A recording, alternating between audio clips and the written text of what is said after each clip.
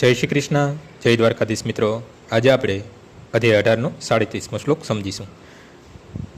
યતગ્રે વિષમીવ પરિણામે મૃતોપમમ તત્સુખમ સાત્વિકમ પ્રોક્તમ આત્મમ બુદ્ધિ પ્રસાદજમ.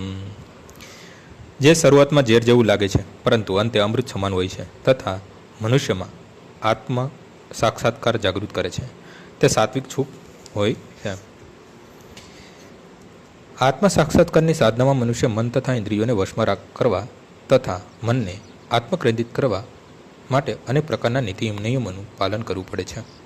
આ સર્વ પ્રક્રિયાઓ બહુ અઘરી તથા ઝેર જેવી કડવી હોય છે, પરંતુ જો મનુષ્ય આ નિયમોના પાલનમાં સફળતાને વરે છે અને દિવ્ય ભૂમિકા પ્રાપ્ત કરે છે તો તે સાચા અમૃતનું પાન કરવા લાગે છે અને જીવનનું સુખ ભોગવે છે. આજનો શ્લોક અહીં પૂર્ણ થાય છે. આવતીકાલે ફરીથી સવારે 6 વાગ્યે મળીશું. જય શ્રી કૃષ્ણ.